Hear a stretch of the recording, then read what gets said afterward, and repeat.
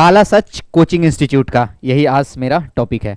जैसा कि मैंने आपको बताया था लास्ट क्लास में कि पहले मैं अपने एग्जाम्पल से स्टार्ट करूंगा कि किस तरह से लोग मार्केटिंग कर रहे हैं अपने इंस्टीट्यूशन का, और लोग उसमें फंस रहे हैं। सबसे बड़ी बात, फंस कैसे रहे हैं कि जो स्टूडेंट जिनको अभी तक सफलता नहीं मिली है, जो भी तैयारी में, वो इस बात से बिल्कुल अनविक हैं। उनको कुछ भी नहीं पता है कि ये जो मार्केटिंग कर रहे हैं कि हमारे के यहाँ से ये निकल गया, हमारे के यहाँ से वो निकल गया, वो कितनी बकवास चीज़ें होती हैं। मैं अपना पहले एग्जांपल देता हूँ। जब मेरी गेट में ऑल इंडिया रैंक अच्छा हुआ था, तो हमें जो भारत के बड़े बड़े 3-4 इंस्टीट्यूशन से, वहाँ से मुझे कॉल आया था।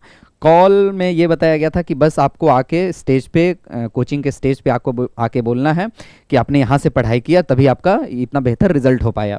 ये बोलने के लिए कुछ हैंडसम अमाउंट ऑफ मनी या फिर आईफोन, ये सब का ज़माना है, ठीक है, वो आपको ऑफर किए जाएंगे कोचिंग इंस्टीट्यूशन से।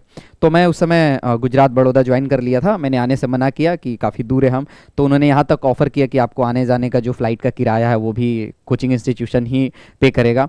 मैंने फिर भी नहीं आया, कि जो भी कारण हो, क्योंकि मुझे, कारण क्या, मुझे ये सब चीज़ें अच्छा नहीं लगता। मैं बाकी जो बच्चे वहाँ पढ़ रहे हैं उसके मैं भविष्य के साथ क्यों खिलवाड़ करूँ। और सच बात मैं ये बताता हूँ कि कोई भी कोचिंग इंस्टीट्यूशन जो इस चीज़ पे उतर गया ना कि हमारे यहाँ से या क्या, ये इनकी जो मेन स्ट्रीम होती है पढ़ाई, उसको छोड़ के ये मार्केटिंग में चले आते हैं।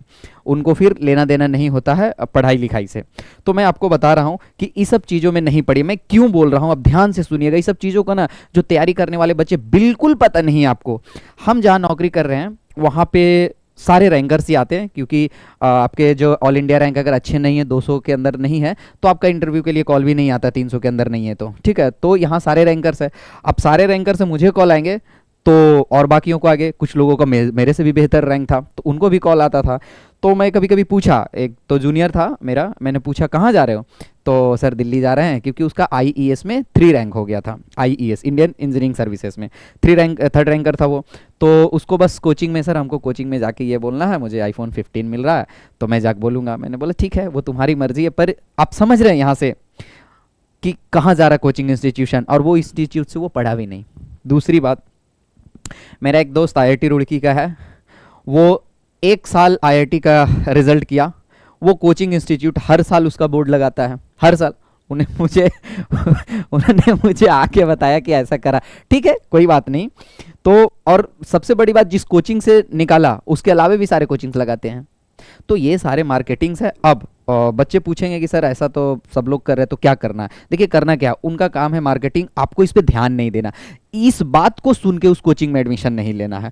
मैं ऐसा नहीं बोल रहा हूँ कि जो मार्केटिंग कर रही है वो खराब ही है, मैं ऐसा नहीं बोल रहा हूँ। अब है कि अच्छा कैसे है, कैसे मैं मानूंगा किस कोचिंग में। अब सारे एडवर्टाइजमेंट अपना कर रहा है अलग अलग तरीके से, या गलत तरीके से या सही तरीके, तो मैं किस इंस्टीट्यूट में ज्वाइन करूँ। तो मैं बताता हूँ आपको, आप उस इंस्टीट्यूशन में ज्वाइन करो जहाँ आपको सेटिस्फैक्शन है। अब सेटिस्फैक्शन क्या है, सेटिस्फैक्शन ये है कि आप जिस एग्जाम की तैयारी कर रहे हैं, अगर आपकी 1 साल की तैयारी हो गई, या फिर आप 1-2 अटेम्प्ट दे चुके हैं, तो आपका जो प्रीवियस ईयर्स पेपर है, आप एसएससी कर रहे हैं, सीजीएल का कर रहे हैं, गेट का कर रहे हैं, आईआईटी जेईई का कर रहे हैं, नीट का कोई भी एग्जाम हो, अगर previous year question smoothly conceptually आपसे नहीं बन रहा है, तो आप उस टीचर से पूछे, वहां के कोचिंग इंस्टीट्यूशन से।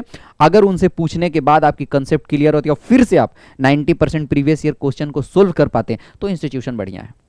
आपकी तैयारी का पैरामीटर ही यही है कि जो प्रीवियस ईयर्स का पेपर है उसको आप कंसेप्चुअली, ऐसे ना सॉल्यूशन देख लिया सीख लिया, ऐसे नहीं, कंसेप्चुअली आप ये सोच रहे हैं कि इस क्वेश्चन एग्जाम में आया हुआ और मैं बैठा हूँ एग्जाम में, तो इसको कैसे मैं सोल्व कर पा रहा हूँ कि नहीं, तो कहीं ना कहीं कंटेंट में मिसिंग है।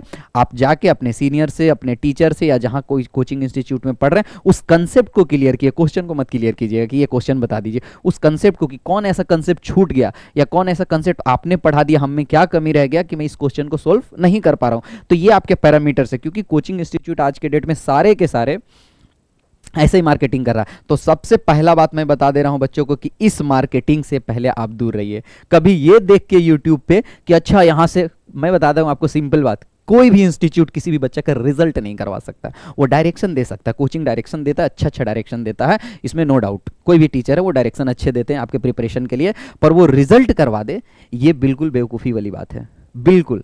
क्योंकि पढ़ने आप अगर आगे जो 2-3 अटेम्प्ट दे चुके हैं उनसे कभी पूछिएगा कि सिर्फ पढ़ाई से रिजल्ट होता है क्या? सारे सिलेबस पढ़ने रिजल्ट हो जाता है? रिजल्ट के लिए वो जो 3 घंटा एग्जाम या 2 घंटे 1 घंटे जितना भी देर का एग्जाम हो, वहां पे आप प्रेशर को कैसे हैंडल करते हैं ये कोई टीचर नहीं बता सकता आपको। उस प्रेशर को हैंडल खुद करना है, आपको हैंडल करना है।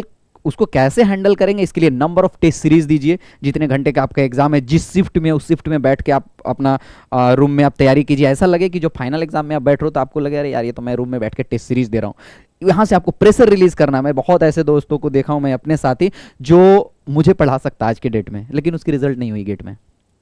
रीजन क्या है? रीजन वो प्रेशर। और अगर आपको ऐसा लगता है कि कोई कोचिंग इंस्टीट्यूट रिजल्ट करवा देता है, तो कोई भी एक बड़े कोचिंग का नाम ले लीजिए, वहां 1 लाख स्टूडेंट पढ़ते हैं, 1 लाख। रिजल्ट के लिए सीट है मात्र 355। कहां जाएंगे बाकी बच्चे? बाकी बच्चे का क्यों नहीं रिजल्ट करवा दें? आप बोलेंगे नेक्स्ट ईयर, तो नेक्स्ट ईयर ये 1 लाख, 1 लाख और ऐड हो जाएगा, तो नेक्स्ट ईयर 2 लाख बच्चे हो गए, फिर सीट उतना ही है, नेक्स्ट ईयर और कंपटीशन बढ़ गया। तो मेरा यही कहना है कि कोई कोचिंग इंस्टीट्यूट को ये देख के आप बिल्कुल मत जाइए कि यहाँ से ये बन गया। आप लोग बहुत जिनको अभी तक सफलता नहीं मिला है, वो बहुत ही बच्चे हैं इस मामले में कि मार्केटिंग कैसे किया जाता है। मैं अपने आंखों से देखा हूँ, हर साल हमारे जूनियर रैंकर्स आते हैं, हर साल उनको कोचिंग इंस्टीट्यूट से कॉल आता है, हर साल सबको आता है। कहाँ से रिजल्ट आता है भगवान जाने, उन लोग को रिजल्ट पता चल जाता है कि इन्होंने इतना रैंक किया, इन्होंने इतना रैंक किया, कहीं ना कहीं से रिजल्ट आ जाता है उनके पास। ठीक है, तो ये सब मार्केटिंग से आप दूर रहिएगा। अब है कि अच्छा गाइडेंस कहां से हमको मिल पाएगा, तो जो कोई आपके नजदीकी आपके जान पहचान के सफल के, कभी उनसे पूछना इस मार्केटिंग से, वो हमेशा आपको दूर रहने के लिए बोलेंगे। जो आपके पड़ोस का या आपके भैया जान पहचान के कोई हैं जो एसएससी सीजीएल निकाल लिए हैं या फिर गेट के रैंकर हो गए, उनसे आप पूछिएगा तो वो आपको यही नसीहत देंगे कि ये सब मार्केटिंग से आप दूर रहिएगा, कि हम ये करवा देते, हम किसी का हाथ पकड़ के इंटरव्यू निकलवा देते, ये सब चीज़ों से दूर रहिएगा। ठीक है, तो आज का सेशन यही था, मैं यही बताने के लिए आप लोग को लिए आया था। तो कृपया करके आप किताब से दोस्ती बनाइए, टीचर से दोस्ती बनाइए कंटेंट को लेके, ये सब रिजल्ट को लेके मत बनाइएगा कि किसने आपके कहाँ से कौन निकाल लिया, इस पे नहीं। कंटेंट से उनसे दोस्ती बनाए, सर ये नहीं बन रहा, सर वो नहीं बन रहा। ठीक है, ये सब चीज़ों पे ध्यान दीजिए, मार्केटिंग पे नहीं। ठीक है, थैंक यू, बाय बाय।